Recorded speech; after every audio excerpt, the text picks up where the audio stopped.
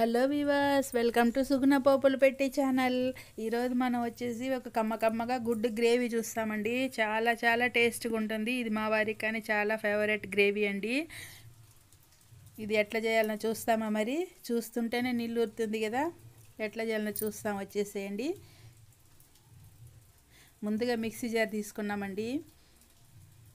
ఇందులోకి కొబ్బరి వేసుకోవాలి.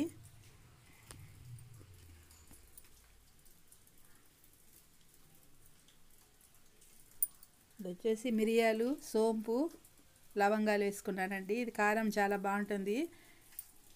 పచ్చిమిరపకాయలు ఒక 3, టమాటాలు వేసుకున్నా, ఒక టమాటా, పెద్ద టమాటా. ఇప్పుడు పుదీనా, కొత్తిమీర బాగా వాష్ చేసి పెట్టుకున్నామండి. ఈ రెండింటిని వేసుకుంటాము. ఇది గ్రేవీకి మంచిగా ఫ్లేవర్ ఇస్తుంది. ఇది ఒక చుట్టు వేసుకుంటామండి, మిక్సీ చేసుకుంటాము.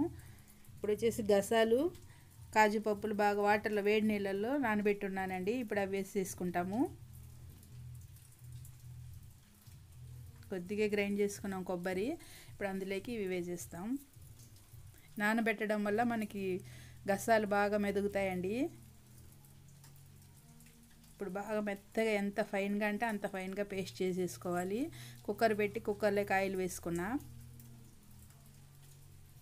కొద్దిగా సాల్ట్ వేసుకుంటాము. కొద్దిగా మిర్చి పౌడరు. సాల్ట్ ఎందుకు వేసినామంటే ఇప్పుడు ఎగ్ వేసి ఫ్రై చేసుకుంటామండి. ఎగ్ వేసినప్పుడు అడుగు పట్టుకుంటూ ఉంటుంది. ఎగ్ కుక్కర్కి అంటుకోకుండా మంచిగా వస్తాయి, వేగుతాయి. ఇప్పుడు కొద్దిగా ఇట్లా కాటాలు వేసుకున్నాము ఎగ్కి, మసాలా బాగా పట్టాలని. ఇట్లా కొద్దిగా ఫ్రై చేసి పెట్టుకుంటాము.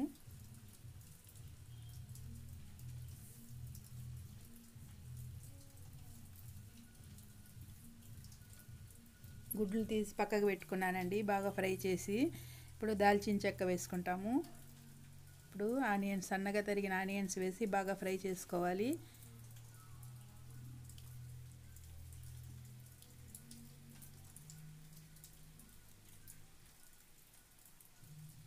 కొద్దిగా పసుపు,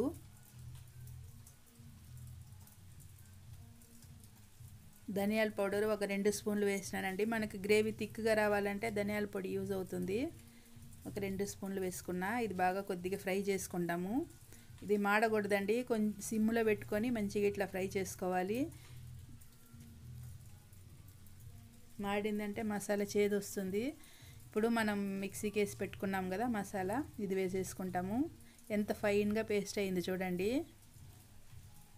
ఈ పేస్ట్ మనకి ఎంత కావాలనో అంత వేసుకొని మిగిలింది ఒక కప్లో, గిన్నెలో వేసి బాక్స్లో వేసి కానీ మనం డీప్ ఫ్రిడ్జ్లో పెట్టేసుకున్నామంటే బాగుంటుందండి. మనం ఎప్పుడు కావాలన్నా గ్రేవీకి ఎంత కావాలో అంత వేసుకోవచ్చు. ఆ పేస్టు చాలా టేస్ట్గా ఉంటుంది. చికెన్కి కానీ, మటన్కి కానీ, దేనికైనా కానీ వేసుకోవచ్చు. ఆలుగడ్డ, బఠానీకి కానీ బాగుంటుంది. కొంచెం ఫ్రై చేసుకున్నామండి. వాటర్ ఎంత కావాలో అంత వాటర్ వేసుకోవాలి.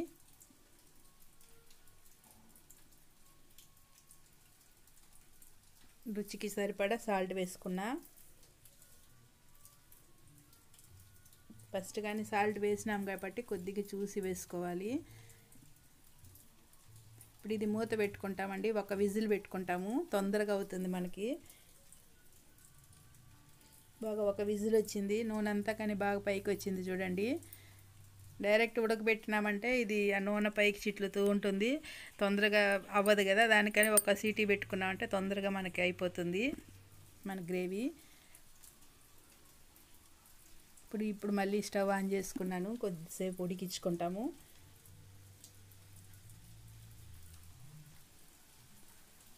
ఇందులోకి మనం ఫ్రై చేసి పెట్టుకున్న ఎగ్స్ వేసేసుకుంటాం.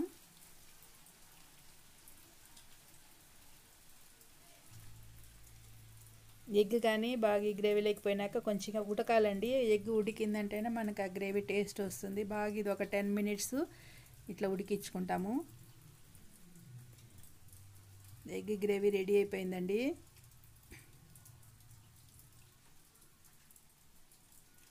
చూడండి, చూస్తుంటేనే నీళ్ళు ఊరుతుంది కదా.